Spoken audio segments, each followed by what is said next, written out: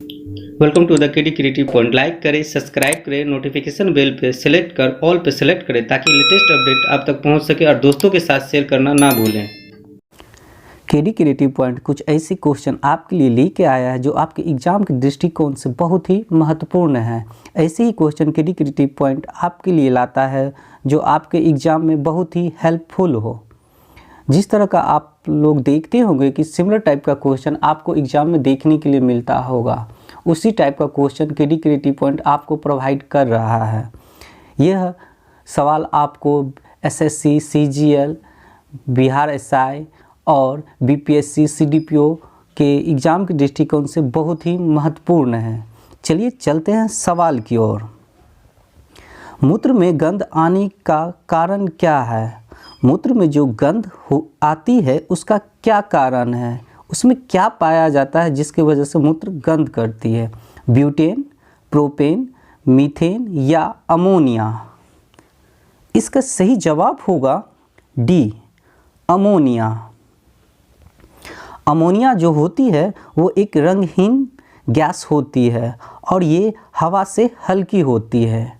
चलिए आगे सवाल की ओर चलते हैं। अगला सवाल सिमिलर टाइप का क्वेश्चन देखने के लिए मिलेगा, इसी से जुड़ा हुआ। मूत्र के हल्के पीले रंग होने का क्या कारण है? Methane, alcohol, urochrome, ammonia?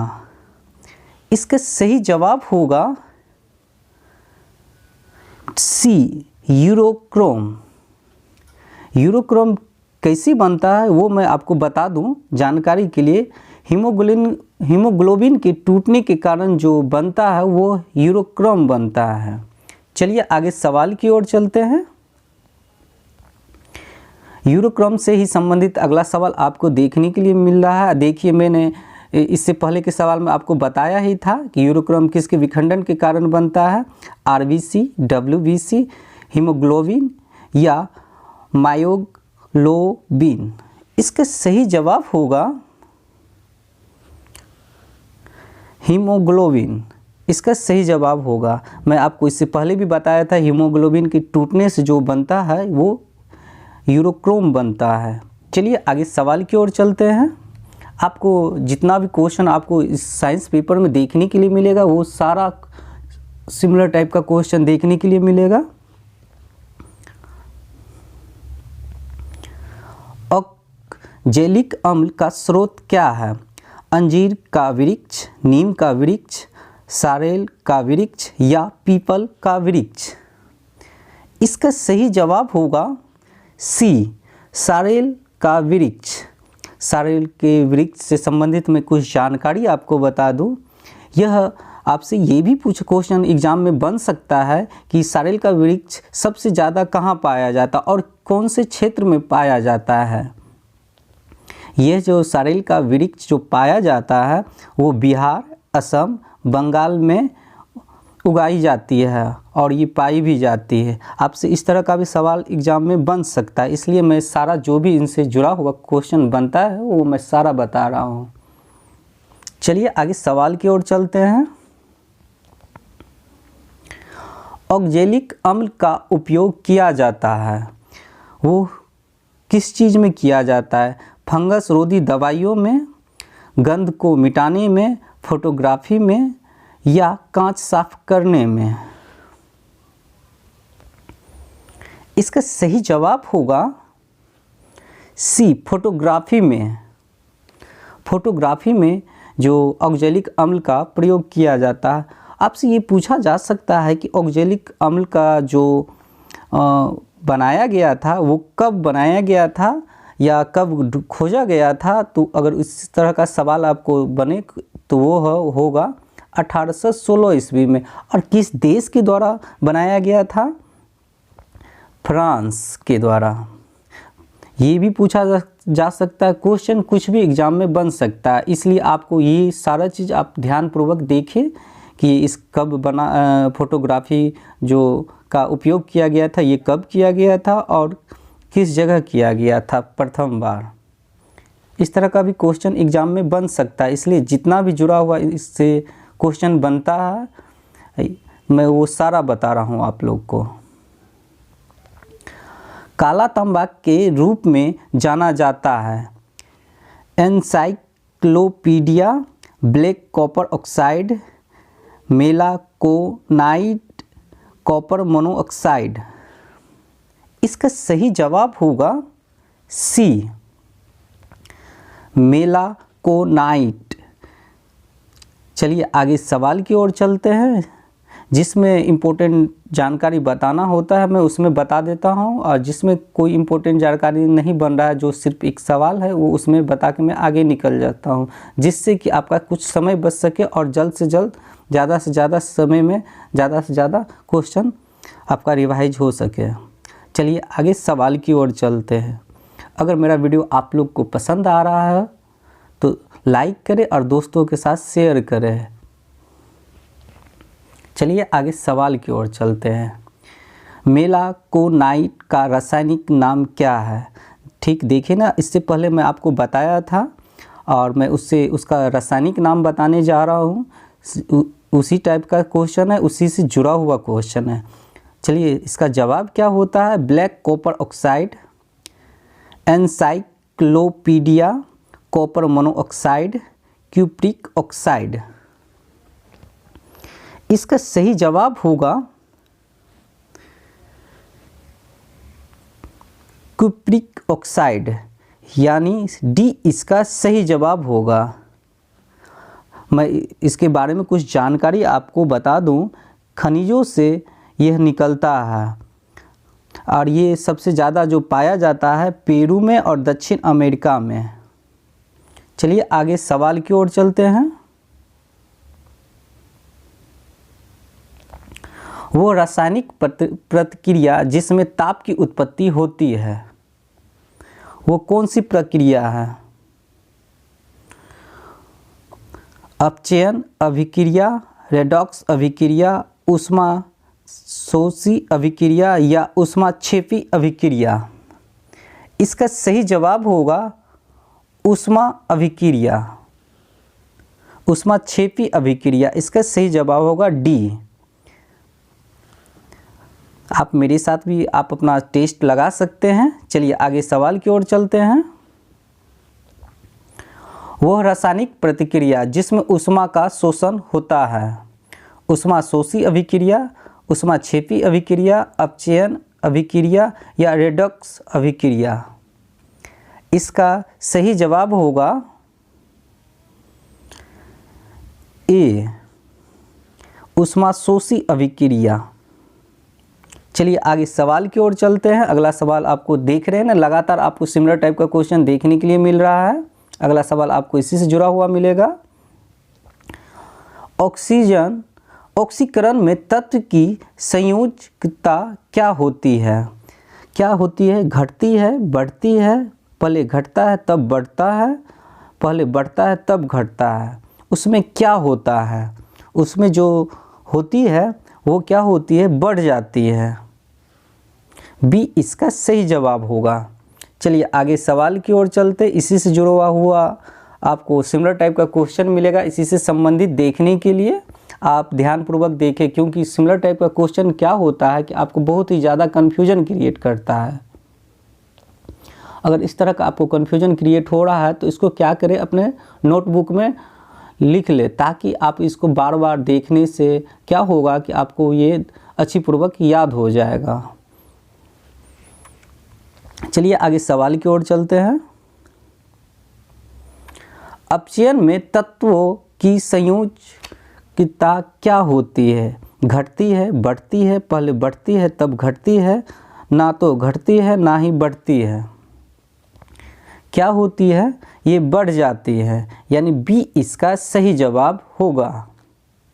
चलिए आगे सवाल की ओर चलते। इसलिए ना मैं आप लोग को बोल रहा हूँ, अपचयन में तत्वों की संयोजकता इसमें पूछी गई थी तो क्या होती है? बढ़ जाती है। इस तरह का क्वेश्चन अक्सर आप लोग क्या होता है कि कंफ्यूज कर जाते हैं। इसलिए मेरे वीडियो को आप या तो बार बार देखें या तो इसको अपने नोटबुक में राइट डाउन कर ले, ताकि इसको आप लंबे समय तक याद रख सकें।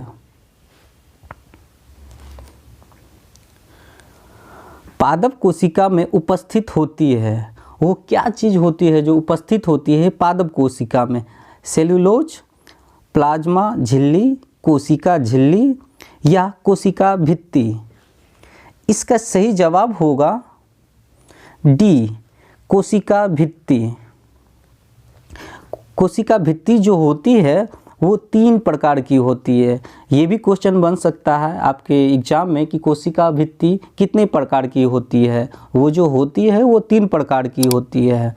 और कोशिका भित्ति किस चीज़ की बनी होती है? वो सेलुलोज की बनी होती है। चलिए आगे सवाल की ओर चलते हैं। जंतु कोशिका में नहीं पाई जाती है, वो क्या चीज़ होती है जो जंतु कोशिका में नहीं पाई जाती है? कोशिका झिल्ली, प्लाज्मा झिल्ली, सेलुलोज या कोशिका भित्ति? इसका सही जवाब होगा डी, कोशिका भित्ति। इसका भी जवाब कोशिका भित्ति ही होगी। चलिए इसको आप ध्यानपूर्वक देख लीजिएगा, 12 नंबर के सवाल और 13 नंबर के सवाल को, क्योंकि दोनों का आंसर आपको आ रहा है कोशिका भित्ति ही। चलिए आगे सवाल की ओर चलते हैं। अब अगला सवाल आपको है, सूक्ष्म जीव विज्ञान का पिता किसे कहा जाता है? हेकल को, सिम्पर को, लुईन हॉक को, लुई पाश्चर को? इसका सही जवाब होगा, आपको मैं बता दूं, लुई पाश्चर को कहा जाता है। लुई पाश्चर से संबंधित जानकारी मैं आपको बता दूं, या इस तरह का आपको क्वेश्चन बन भी सकता है लुई पाश्चर से कि लुई पाश्चर का जन्म कब हुआ था? तो उनका जो जन्म हुआ था 27 दिसंबर, मैं लिख दूँ 27 दिसंबर 1895 ईस्वी को। और आपसे ये भी क्वेश्चन बन सकता है कि उनका जो जन्म हुआ था वो किस जगह पे हुआ था? उनका जो जन्म हुआ था वो फ्रांस में हुआ था। लुई पाश्चर से कई क्वेश्चन बन सकता है कि उनकी पत्नी का क्या नाम था? उनकी पत्नी का जो नाम था, उनका पत्नी का नाम था मेरी पाश्चर। मेरी पाश्चर उनके पत्नी का नाम था। लुई पाश्चर की पत्नी का नाम मेरी पाश्चर। चलिए आगे सवाल की ओर चलते हैं। जीव विज्ञान का पिता किसे कहा जाता है? लुईन हॉक को, लुई पाश्चर को, रेबीज वैक्सीन को या एल्बर्ट मेंडल को? इसका सही जवाब होगा 15 का सही जवाब होगा लुईन हॉक को। लुईन हॉक होना चाहिए। चलिए मैं लुईन हॉक से संबंधित मैं आपको कुछ जानकारी बता दूं, या इस तरह का क्वेश्चन आपको एग्जाम में बन सकता है कि लुईन हॉक को जो नोबेल पुरस्कार मिला वो कब मिला? उनको जो नोबेल पुरस्कार मिला वो 1935 ईस्वी में। ये भी क्वेश्चन बन सकता है आपके एग्ज़ाम में, इसलिए मैं जो भी क्वेश्चन इससे जुड़ा हुआ बन रहा है मैं आपको बता रहा हूँ। चलिए चलते हैं सवाल की ओर।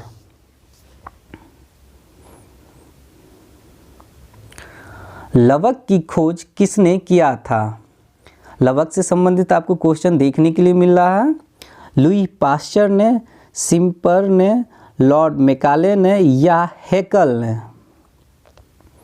इसका सही जवाब होगा डी, हेकल ने। चलिए आगे सवाल की ओर चलते हैं। अगर अभी तक मेरे चैनल को सब्सक्राइब नहीं किए हैं तो सब्सक्राइब कर दें और अपने बेल आइकन को दबा दें ताकि मेरे आने वाली जितने भी वीडियो हैं आप तक पहुंच सके। चलिए आगे सवाल की ओर चलते हैं,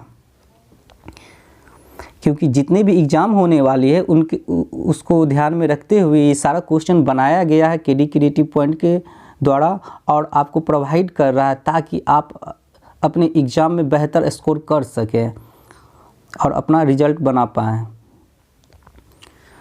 हरित लवक की खोज किसने किया था? बी सुब्रमण्यम, सी सुब्रमण्यम, मैकाले ने या सिम्पर ने? इसका सही जवाब होगा डी, सिम्पर ने। इसका सही जवाब होगा। चलिए ये भी पूछा जा सकता है हरित लवक की खोज कब हुई थी? हरित लवक की जो खोज हुई थी 1885 ईस्वी में। ये भी क्वेश्चन बन सकता है आपके एग्ज़ाम में। हरित लवक की खोज कब हुई थी? तो 1885 ईस्वी में। किसके द्वारा? सिंपर के द्वारा। चलिए आगे सवाल की ओर चलते हैं। किस वर्ग के शैवाल को भूरी शैवाल कहा जाता है? एंथ्रोसाइट को, ग्रावोसाइट को, एरोफाइटा को या रोडोफाइसी को? इसका सही जवाब होगा डी, रोडोफाइसी को। राइडोफाइसी की लंबाई अधिकतम कितनी बढ़ सकती है? इसकी अधिकतम लंबाई जो होती है वो 50 मीटर होती है। आपसे एग्जाम में ये भी बन सकता है हरित भूरी शैवाल की कितनी बढ़ सकती है उसकी, तो वो 50 मीटर तक बढ़ सकती है। चलिए आगे सवाल की ओर चलते हैं। अगला सवाल आपको इसी से संबंधित देखने के लिए मिलेगा, हरित शैवाल से ही संबंधित आपको देखने के लिए मिल रहा है कि किस वर्ग के शैवाल को लाल शैवाल कहा जाता है? ग्रावोसाइट को, एरोफाइटा को, एंथ्रोसाइट को या रोडोफाइसी को? इसका सही जवाब होगा डी, रोडोफाइसी को। डी इसका सही जवाब होगा। देखिए ना, 18 नंबर का सवाल और 19 नंबर का सवाल दोनों का जवाब एक ही हो रहा है, और इसमें थोड़ा सा क्या किया गया है, चेंज किया गया है। उसमें भूरा शैवाल के बारे में पूछा गया था और इसमें लाल शैवाल के बारे में पूछा जा रहा। चलिए आगे सवाल की ओर चलते हैं। तेल में परिक्षिप्त पानी किस में होता है? क्रीम में, मक्खन में, तेल में या घी में? इसका सही जवाब होगा बी, मक्खन में। मक्खन कई प्रकार के होते हैं, आप लोग देखते होंगे, आप लोग खाते होंगे, आपको पता होगा कि मक्खन कितने प्रकार के होते हैं। कई प्रकार के मक्खन मिलते हैं, बटर मक्खन, कोको मक्खन और बहुत तरह के मक्खन होते हैं। चलिए आगे सवाल की ओर चलते हैं। अगला सवाल आपको इसी से संबंधित देखने के लिए मिलेगा। पानी में परिक्षिप्त तेल किस में होता है? तेल में, घी में, मक्खन में या क्रीम में? इसका सही जवाब होगा डी, क्रीम में होता है। चलिए आगे सवाल की ओर चलते हैं। अगला सवाल आपको अस्थि से है। अस्थि में पाया जाता है, वो क्या चीज़ है जो अस्थि में पाई जाती है? प्लेटलेट्स, श्वेत रक्त कोशिकाएं, लाल रक्त कोशिकाएं, ऑस्टियोसाइट? इसका सही जवाब होगा डी, ऑस्टियोसाइट। चलिए आगे सवाल की ओर चलते हैं। उपास्थि में पाया जाता है ऑस्टियोसाइट, लाल रक्त कोशिकाएं, श्वेत रक्त कोशिकाएं, कॉन्ड्रोसाइट? इसका सही जवाब होगा डी, कॉन्ड्रोसाइट। देखिए ना, उसमें क्या पूछा जा रहा था, अस्थियों में पूछा जा रहा था, इसमें क्या पूछा जा रहा है, उपास्थि में क्या पाया जाता है। दोनों का जवाब जो हुआ अलग अलग हुआ। इसी तरह का सिमिलर टाइप का क्वेश्चन आपको एग्जाम में देखने के लिए मिलता है। और क्या होता है कि आप लोग कंफ्यूज कर जाते हैं कि इसका जवाब क्या दें, इसका जवाब ए होगा या बी होगा। इस चक्कर में आप लोग क्या करते हैं, गलत कर बैठते हैं। इस तरह का आप लोग गलत मत कीजिए, क्योंकि आप लोग को बेहतर करना है।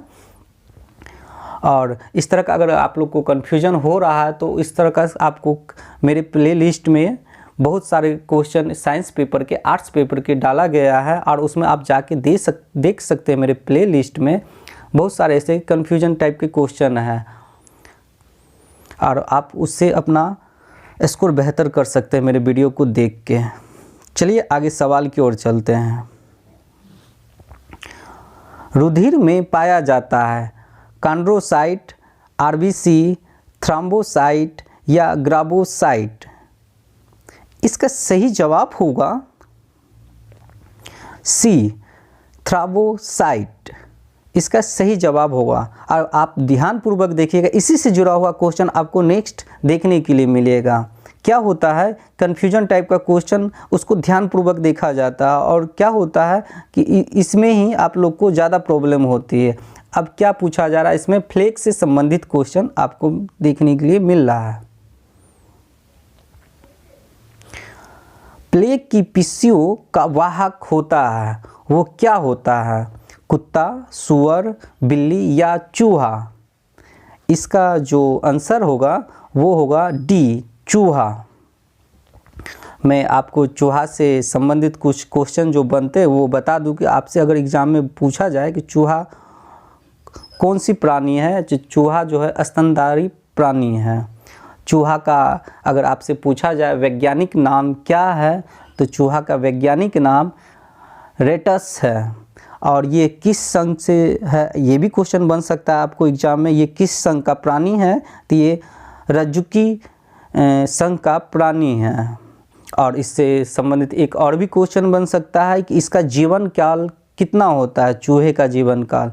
चूहे का जीवन काल जो होता है 2 वर्ष होती है। कई तरह के क्वेश्चन आपको बन सकता है इससे, तो इसलिए मैं जो भी क्वेश्चन बन रहा है मैं आपको सारा बता रहा हूँ कि ताकि आप एग्ज़ाम में बैठे इससे संबंधित कोई भी क्वेश्चन पूछा जाए तो आप आराम से इसका जवाब दे सकते हैं। चलिए आगे सवाल की ओर चलते हैं। टेपवर्म के वाहक होता है वो क्या चीज़ है जो टेपवर्म का वाहक होता है? शेर, कुत्ता, लोमड़ी या सुअर? इसका सही जवाब होगा डी, सुअर होता है। और सुअर से संबंधित जानकारी ये भी बन सकता है क्वेश्चन।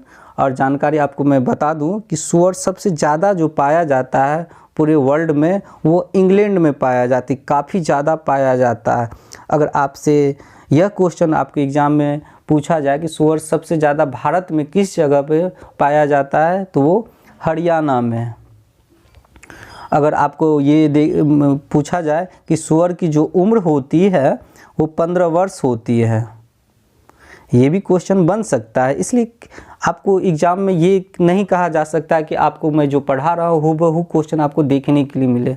जो मैं आपको इससे जुड़ा हुआ बता रहा हूँ वो भी क्वेश्चन बन सकता है। इसलिए जितना भी क्वेश्चन इससे जुड़ा हुआ बनता है मैं सारा आपको बता रहा हूँ, जिससे कि आपका एग्ज़ाम बेहतर हो सके। चलिए आगे सवाल की ओर चलते हैं। चांदी का परमाणु क्रमांक कितना होता है? अब इसमें क्या पूछा गया कि चांदी का परमाणु क्रमांक से संबंधित क्वेश्चन है कि इसमें परमाणु क्रमांक कितना होता है? 45 होता है, 47 होता है, 44 होता है या 43 होता है? इसका सही जवाब होगा बी, 47 होता है, यानी 47 होती है। चलिए आगे सवाल की ओर चलते हैं। क्योंकि चांदी से अक्सर क्वेश्चन देखने के लिए आपको एग्जाम में मिल जाता होगा, इस तरह का क्वेश्चन आपके एग्जाम में आता। आप देखिए सिमिलर टाइप का क्वेश्चन बन रहा है चांदी से ही संबंधित, जो मैं आपके लिए लेके आया हूँ। अगर मेरा वीडियो आप लोग को पसंद आ रहा है तो आप मेरे वीडियो को लाइक करें और दोस्तों के साथ शेयर करें। चलिए सवाल की ओर चलते हैं। चांदी का परमाणु द्रव्यमान कितना होता है? 103.6, 109.8, 107.9, 107.6। इसका सही जवाब होगा सी, 107.9। सी इसका सही जवाब होगा, क्योंकि चांदी का परमाणु द्रव्यमान भी पूछा जा सकता है। चांदी से जो भी क्वेश्चन जुड़ा हुआ बनता है वो मैं आपके लिए सिमिलर टाइप का क्वेश्चन बना के लाया हूँ। चलिए आगे सवाल की ओर चलते हैं। केकड़े के पैरों की कुल संख्या कितनी होती है? ये सिंपल सा सवाल है, लेकिन एग्ज़ाम में कुछ भी आ सकता है। मैं आपको बोला भी हूँ कि इससे पहले कि एग्ज़ाम में कुछ भी पूछा जा सकता है। क्या होता है कि अक्सर आपको एग्ज़ाम में कुछ क्वेश्चन हल्के भी होते हैं। ये इसलिए पूछा जाता है कि कुछ नए कैंडिडेट होते हैं, अगर उससे एक भी क्वेश्चन नहीं बने तो वो दूसरा बार फॉर्म फिलअप नहीं करेगा और दूसरा बार वो एग्ज़ाम देने का कोशिश भी नहीं करेगा। इसलिए कुछ एग्जामिनर ऐसे भी हल्के क्वेश्चन रखते हैं जिससे कि उसको मोटिवेट कर सके नए स्टूडेंट को, और वो एग्ज़ाम आगे और फॉर्म फिलअप करे और दे सके। चलिए आगे देखते हैं इसका जवाब क्या होता है। 15 होता है, 8 होता है, 9 होता है या 10? इसका सही जवाब होगा डी, 10 होती है पैरों की संख्या। केकड़े की पैरों की संख्या अगर पूछा जाए तो वो 10 होती है। चलिए आगे सवाल की ओर चलते हैं। चींटी के पैरों की कुल संख्या कितनी होती है? 37 होती है, 36 होती है, 9 होती है या 6 होती है? चींटी से संबंधित है और इसमें जो पैरों की संख्या होती है वो 6 होती है, यानी डी इसका सही जवाब होगा। और चींटी में जो पाई जाती है वो फॉर्मिक अम्ल पाई जाती है। चींटी के काटने से जो दर्द होती है उसमें जो पाई जाती है वो फॉर्मिक अम्ल के कारण। चलिए आगे सवाल की ओर चलते हैं। पूर्ण प्रत्यस्थ धातु कौन सी है? सोना है, चांदी है, तांबा है या क्वार्ट्ज है? इसका सही जवाब होगा डी, क्वार्ट्ज है। इसकी पूर्ण प्रत्यवस्था वाली धातु जो होती है वो क्वार्ट्ज होती है। चलिए आगे सवाल की ओर चलते हैं। 32 क्वेश्चन में पूर्ण सुघट्ट धातु होती है वो कौन सी होती है? जस्ता, पुट्टी धातु या सीसा? इसका सही जवाब होगा बी, पुट्टी। क्या होता है कि आप लोग जो कंफ्यूज होते हैं या आपको सिमिलर टाइप का क्वेश्चन देखने के लिए लगता है कि ये सिमिलर टाइप का क्वेश्चन है, मिलता जुलता, इसका जवाब नहीं दे पाते हैं आप लोग। क्या होता है, आप लोग जो कंफ्यूज होने का सबसे बड़ा रीज़न है कि आप लोग क्या होता है कि एग्ज़ाम में जब बैठते हैं एग्ज़ाम देने के लिए तो उससे पहले जो तैयारी कर रहे होते हैं तो उसमें क्या होता है आपकी पढ़ाई के बीच में गैप हो जाता है। आप जब 2 दिनों की गैप या 5 दिनों की गैप ले लेते हैं किसी वजह से तो वो आप होता है क्या कंफ्यूज करने लगते कि ये तो मैं पढ़ा हुआ था लेकिन इसका जवाब क्या होगा। यही कारण है इसका कि आप जब पढ़ाई कर रहे होते तो उसको बार बार रिवाइज करें और उसको ध्यानपूर्वक पढ़ें। जब पढ़ रहे होते तो अपना ध्यान इधर उधर ना दें, उसको पूरा फोकस करके पढ़ें ताकि उसको आप लंबे समय तक याद कर पाएँ और जब तक आपका एग्ज़ाम नहीं निकलता है, कोई निकल नहीं जाता, तब तक उसको याद रखें। चलिए आगे सवाल की ओर चलते हैं। अगला सवाल आपको इसी से नहीं, अगला सवाल क्या है? बादलों से संबंधित क्वेश्चन है। बादलों की दिशा तथा गति को मापने के लिए किस यंत्र का प्रयोग किया जाता है? रडार का, सोनार का, टेलीस्कोप का या नेफोस्कोप का? इसका सही जवाब होगा डी, नेफोस्कोप का प्रयोग किया जाता है बादलों की दिशा और गति नापने के लिए। क्या होगा, आपसे ये भी क्वेश्चन बन सकता है आपके एग्जाम में कि बादलों की दिशा किस यंत्र से नापी जाती है? वो नेफोस्कोप, और अगर गति भी पूछे तो वो नेफोस्कोप ही होगा। इसलिए मैं दोनों अटैच करके आपके लिए लाया हूँ कि अगर कुछ भी पूछा जाए तो आप इसका जवाब आराम से दे सकते हैं। अगर मेरा वीडियो आप लोग को पसंद आया है तो अपने दोस्तों के साथ शेयर करें और लाइक करें। वीडियो को देखने के लिए धन्यवाद।